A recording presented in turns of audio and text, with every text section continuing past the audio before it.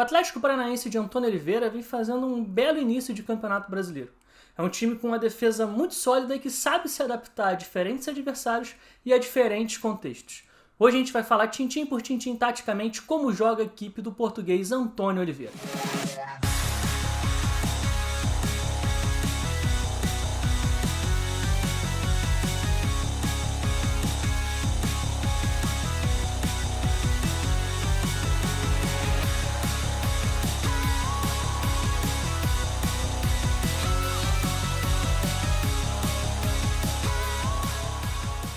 Fala galera, Bruno Pet na área para mais um vídeo e hoje a gente vai falar um pouquinho sobre o Atlético Paranaense.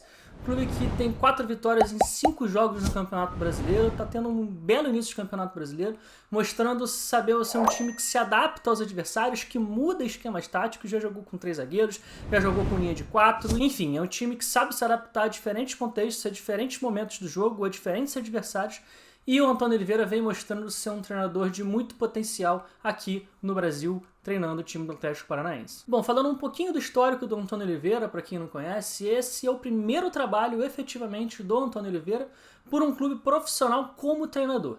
Ele veio para o Brasil a primeira vez como auxiliar técnico do Jesualdo Oliveira, que treinou o Santos no início de 2020.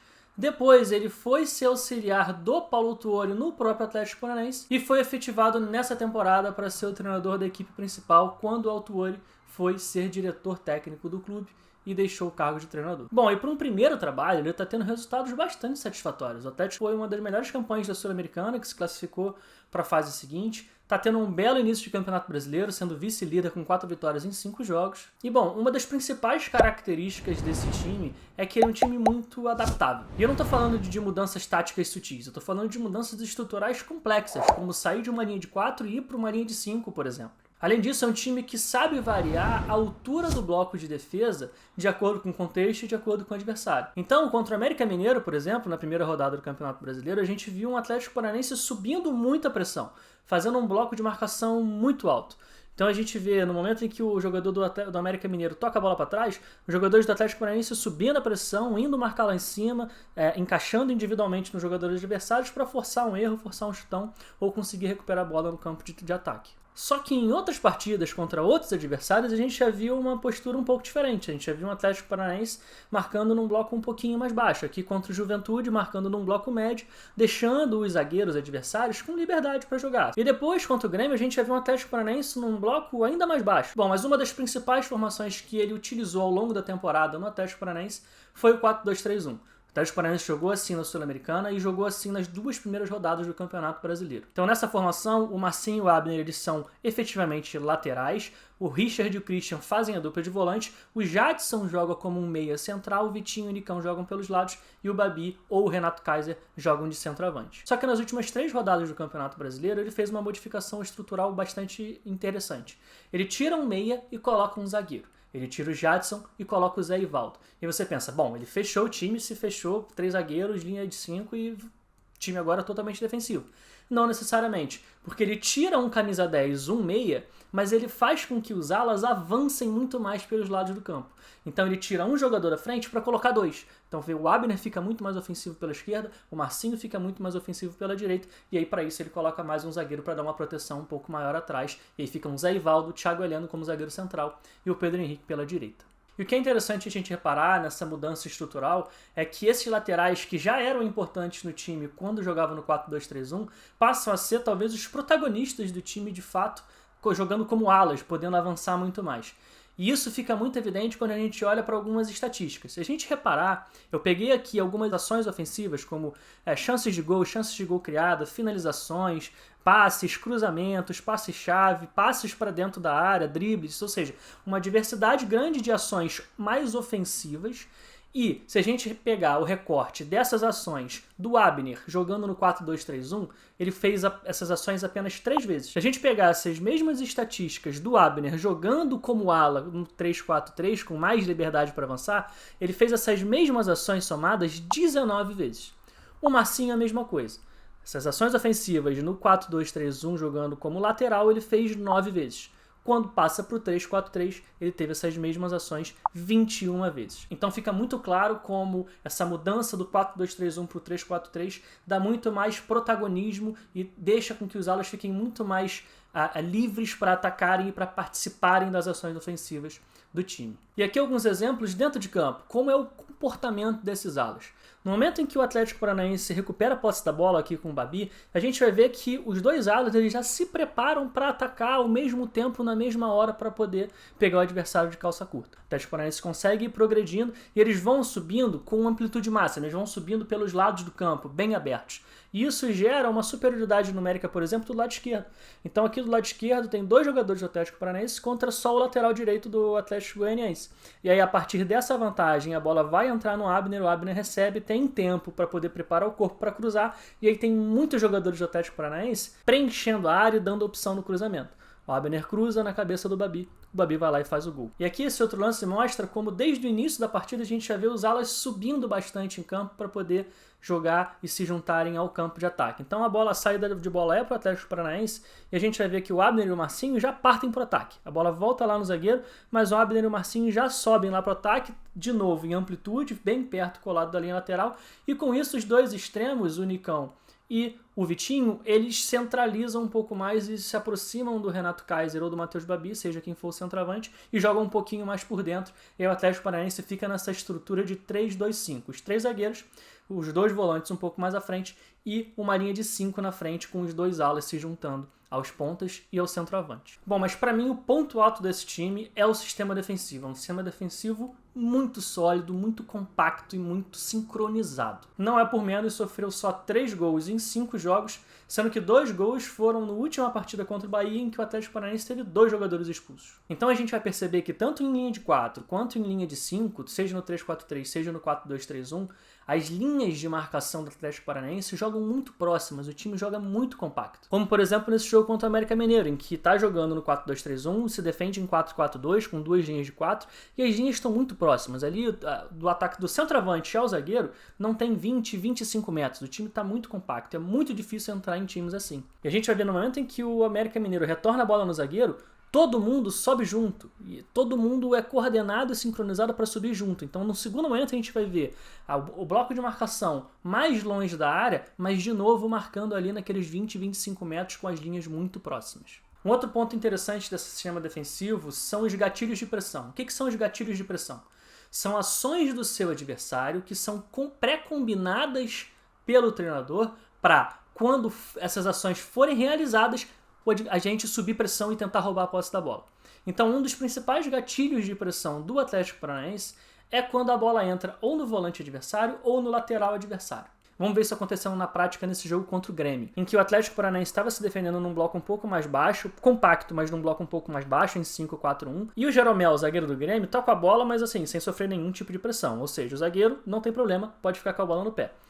Só que, quando o Jeromel toca no volante, imediatamente tem uma pressão do Christian, volante do Atlético Paranaense, para não deixar esse volante sair jogando. O volante volta a bola no Jeromel e o Jeromel consegue encontrar um passe aqui no extremo, aqui no lateral, aqui embaixo, bem perto da linha lateral. E quando a bola entra nele, o Abner já descola da linha de 5 para pressionar esse jogador, o Christian e o Vitinho se aproximam e já formam uma vantagem numérica de 3-2 contra o Grêmio para tentar pressionar e recuperar a posse da bola. Eles não conseguem, o jogador do Grêmio consegue sair jogando e voltar a bola no zagueiro. Poucos segundos, o 5-4-1 do Atlético Paranaense já está de novo montado, mesmo tendo sido desmontado para subir pressão. Então é um time que é muito coordenado e muito sincronizado. Acelera no gatilho de pressão, não funcionou, retorna para os blocos de marcação compactos para poder fechar os espaços. Aqui contra o Atlético Goianiense, a mesma coisa. Marcando num bloco médio agora em 5-4-1, deixa o zagueiro adversário com liberdade para jogar. A bola entra no lateral, gatilho de pressão, todo mundo parte para cima, todo mundo pressiona, fecha as linhas de passe curta e vai fazendo com que o adversário jogue para trás. Vai arrastando o adversário para o seu próprio campo de defesa. E aí vai conseguindo empurrar até forçar um chutão e recuperar a posse da bola. Um outro ponto muito importante dessa linha de defesa é o controle de profundidade. O que é o controle de profundidade? É a forma com que a linha de defesa, principalmente os zagueiros, protegem o espaço nas costas, ou seja, como eles conseguem proteger lançamentos longos, bola em profundidade, bola nas costas do zagueiro, eles conseguem se proteger muito bem. O Thiago Heleno, inclusive, tem se destacado muito nesse aspecto, nesse time do Atlético Paranaense. Então, se por várias vezes eu deixo o zagueiro adversário livre, algumas vezes ele vai querer tentar fazer um lançamento. Então eu tenho que ter um controle de profundidade importante na minha linha de defesa para não permitir com que esses lançamentos entrem nas costas dos meus zagueiros. E o Atlético Paranaense está conseguindo fazer isso de forma bastante efetiva. Então repara nesse lance contra o Juventude. A bola vai entrar no zagueiro lá pela esquerda e ele já se prepara para fazer um lançamento. No momento em que ele se prepara para fazer um lançamento, a bola está descoberta. O que é a bola descoberta? O jogador está livre, sem nenhum tipo de marcação, para poder fazer um lançamento, para poder fazer um passe. E aí, nesse momento, a linha de defesa ela tem que estar com o tronco girado em direção ao próprio gol para poder fazer esse controle de profundidade, ou seja, para poder controlar o espaço às próprias costas. E a gente está vendo isso acontecer. Tanto o Marcinho quanto o Pedro Henrique eles estão virados para trás para poder proteger esse possível lançamento que vai acontecer. Ele acontece, tá todo mundo virado para trás, todo mundo controlando a profundidade, todo mundo junto. A bola acaba saindo pela linha de fundo, mas o zagueiro ele estava na jogada, ele estava ali para controlar esse lançamento. Aqui nesse lance contra o Grêmio, de novo, a sincronia e a coordenação da linha de defesa. Então o adversário toca para trás, o sistema defensivo sobe todo mundo junto, todo mundo em bloco. O adversário toca para trás de novo e o jogador do Grêmio vai ter a bola descoberta.